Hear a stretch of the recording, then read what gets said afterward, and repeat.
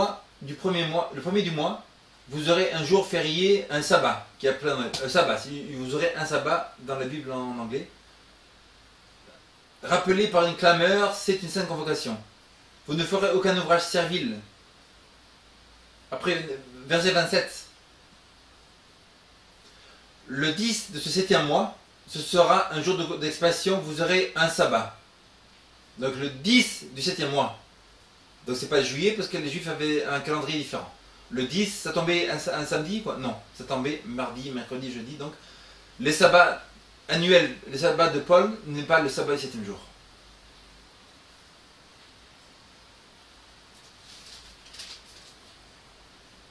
Vous ne ferez aucun ouvrage, verset 31. Verset 32, ce sera pour vous un sabbat, un jour férié, et vous illuminerez vos âmes. Le 9 du mois, au soir, vous célébrerez votre sabbat d'un soir à l'autre.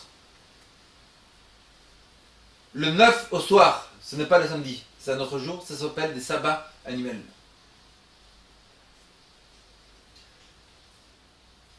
Parlez, verset 24. Parlez aux Israélites, dis-leur, le 15e jour de ce 7e mois, ce sera la fête des huttes en l'honneur de l'Éternel pendant 7 jours. Le premier jour, vous aurez un sabbat. Donc tous les chapitres nous parlent, verset 38, vous observerez.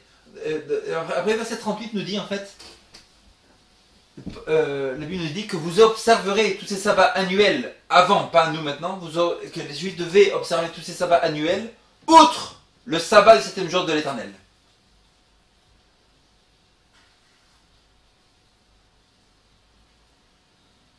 Verset 38, vous observerez en outre les sabbats de l'Éternel, le sabbat de l'Éternel du 7e jour, vous les observerez en outre de ces autres sabbats. Maintenant Jésus est mort sur la croix, cette loi lévitique était contre nous, la loi de handwriting of ordinances, that was against us, was nailed to the cross. Cette loi cette loi en français s'appelle la loi des ordonnances, était clouée à la croix, et que personne ne vous juge à propos de ces sabbats annuels.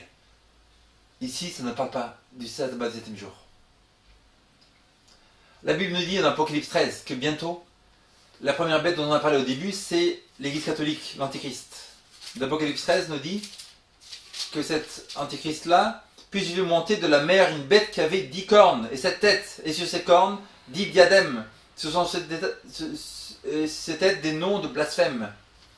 La bête que je vis était semblable à un léopard, ses pattes étaient comme celles d'un ours, la gueule comme une gueule d'un lion. Le dragon lui donna la puissance, son trône, un grand pouvoir. Apocalypse 13, verset 1, nous parle de ce qu'on a vu tout à l'heure au début de cette vidéo par rapport aux 4 bêtes de Daniel chapitre 7. On a vu très clairement, très facilement, que c'est la 4e bête qui sort de Rome, l'Antichrist sort de Rome, c'est l'Église catholique. Cette Église catholique a eu un pouvoir pendant 1260 ans. 538, Justinien donne le pouvoir au pape temporel spirituel. 1260 ans, on arrive à 1798. Napoléon envoie Berthier à Rome. La papauté meurt jusqu'à ce que la blessure mortelle soit guérie. 1598. Maintenant, on a un deuxième pouvoir qui nous dit, verset 11. Puis je vis monter de la terre une autre bête. Elle avait 2 cornes semblables à celles d'un agneau et elle parlait comme un dragon. Un pouvoir mondial très puissant sort autour de 1598 de la terre. Le premier pouvoir, on a vu que le premier pouvoir sortait de la mer. Qu'est-ce que ça veut dire? Apocalypse 17, 15 nous dit, il me dit, les eaux, la mer que tu as vue, sur laquelle les prostituées est assises, ce sont peuple, foule, nation, langue. La première bête sort d'un endroit sur la terre autour de ce temps-là où il y avait beaucoup de gens sur la terre. C'était l'Europe. Ici, il y avait beaucoup de gens à cette époque. Autour de 1598, l'endroit vraiment peuplé, c'était l'Europe. Mais autour de ce temps-là, il y a qu'une autre bête sort de la terre. Donc de la mer ici, Europe, beaucoup de gens. Le contraire de beaucoup de peuples et nations, c'est un pouvoir mondial sort autour de 1598, là où il n'y a pas beaucoup de gens. Quel est ce pouvoir? Un pouvoir mondial qui sort autour de 1598 dans un endroit très peu peuplé sur la Terre, qui commence comme un agneau. Et oui, vous avez trouvé les États-Unis d'Amérique. C'est le seul, il n'y a pas d'autre solution, c'est la seule réponse à ça. Très facile. La ville est très facile à trouver, n'est-ce pas? il est écrit que elle a 2 cornes semblables à un agneau, mais elle parlait comme un dragon. Un pays qui commence comme un agneau, très chrétien, très humble, très sympa, très travailleur, très le caractère de Jésus, mais qui termine comme un dragon. C'est quoi qui est le dragon? Apocalypse 12, 9. Il fut précipité le grand dragon, le serpent ancien, appelé le diable et Satan. Un pouvoir qui commence doux comme un agneau, qui termine comme un dragon. Là, je suis en train de vous expliquer comment la fin du monde va arriver.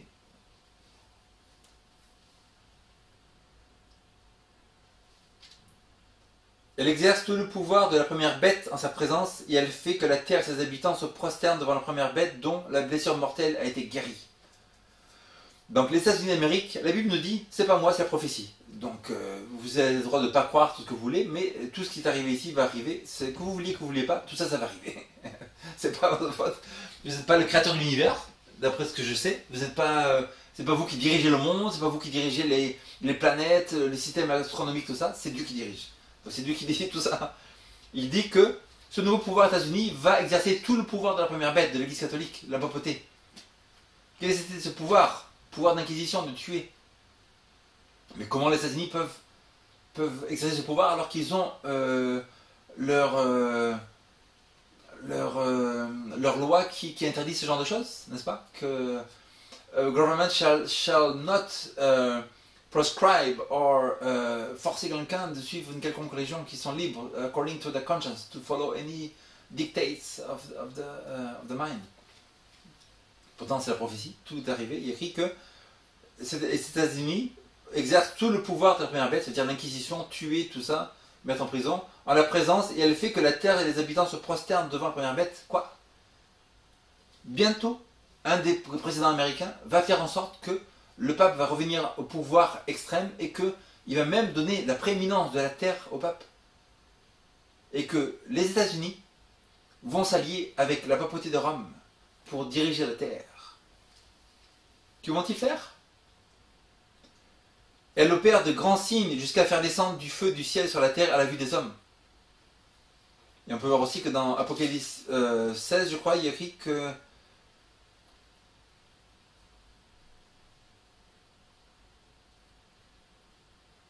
16, 14, ce sont des esprits de démons qui opèrent des miracles et qui s'en vont vers les rois de la terre afin de les rassembler pour le combat du grand jour du Dieu Tout-Puissant, Armageddon. Armageddon, ça parle que des démons, esprits de démons font des miracles sur la terre. Ça veut dire qu'il n'y a pas que Dieu qui fait des miracles, le Satan fait des miracles aussi. Ces esprits des démons qui font des miracles, et pourquoi? Pour rassembler les rois de la terre, les grands de la terre. Beaucoup de gens qui ne lisent pas la Bible, ils regardent les miracles, ils croient que c'est de Dieu, et ils se font avoir. Il y a écrit ici que ce pouvoir États-Unis font de grands miracles partout sur la terre, et que toute la terre va suivre ce pouvoir encore plus bientôt. Elle, États-Unis, séduit les habitants de la terre par les signes qui lui fut donné d'opérer devant la bête, devant l'Église catholique, en disant aux habitants de la terre de faire une image de la bête qui a été blessée par l'épée et qui a survécu. Les États-Unis, en faisant beaucoup de miracles, bientôt beaucoup de signes, vont dire à tous les gens de la terre, regardez la papauté, suivez cette papauté maintenant. Et tous les gens de la terre, tous les gouvernements vont suivre l'Église catholique et obéir au président américain. Il y a écrit que la bête qui a été blessée par une blessure mortelle, 1798, mais qui a été guérie par Mussolini, qui a signé ce traité avec le pape pour que l'Église catholique ait le Vatican, de nouveau.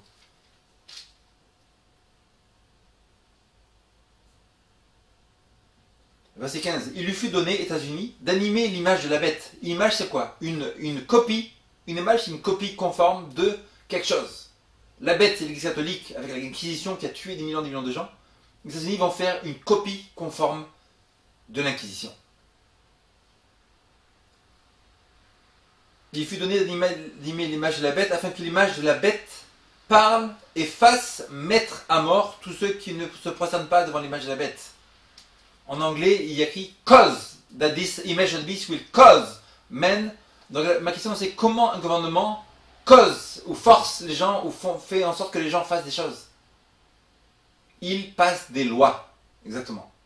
Et là on en est à la loi dominicale. C'est que les États-Unis vont passer une loi dominicale. La Bible ne parle que le sabbat est le jour de repos de Dieu. Et que le dimanche, vous regardez, le dimanche ça vient de l'homme. Dieu n'a pas fait le dimanche c'est le premier jour de la semaine. Et donc, les États-Unis vont passer cette loi, ils vont causer quiconque sur la terre qui ne se présente pas devant l'image de la bête à être quoi? À être tué. Cela veut dire que très bientôt sur la terre, tous les pays du monde vont passer une loi dominicale, inclus les États-Unis premièrement, après ça va passer dans tous les pays du monde, et que quelconque citoyen, au début ça va être léger. Ça va être léger, quelconque citoyen qui va. Au début ça va être le dimanche, tout le monde, les citoyens américains, italiens, tout ça, devront se reposer le dimanche et ne faire aucun travail. C'est d'où tout ça. Donc ceux qui gardent vraiment la Bible, qui gardent le sabbat de la Bible comme Jésus, qui est écrit dans Luc 4,16, comme sa coutume était, Jésus allait à la synagogue le sabbat, Jésus gardait tout le sabbat, tous les prophètes gardaient le sabbat. Pendant 300 ans après Jésus-Christ, tous les chrétiens sur la terre, à part quelques exceptions très rares, ont gardé le sabbat.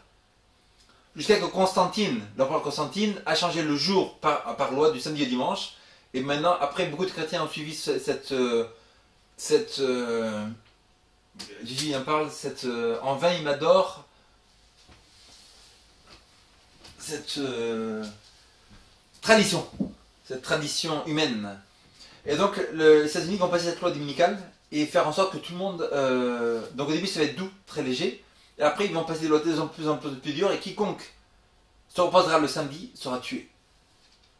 À ce moment-là, ce sera partout, dans la télévision, dans les journaux, partout sur la terre, tout le monde sur la terre, que tu sois athée, musulman, quoi, tu sauras tout par rapport à la question du sabbat ou du dimanche, car ça sera la plus grande question sur la terre. Les gouvernements voudront faire cette loi parce qu'il y aura tellement de meurtres, de souffrances, de terrorisme partout sur la terre, de cataclysmes et tout, que les gouvernements vont dire il faut retourner à Dieu. Quand ça sera le cas, ils vont dire aux gens maintenant on va passer une loi dominicale pour retourner à Dieu, pour qu'on apaise tous ces problèmes dans la terre, mais néanmoins le dimanche n'est pas de Dieu, il vient du diable.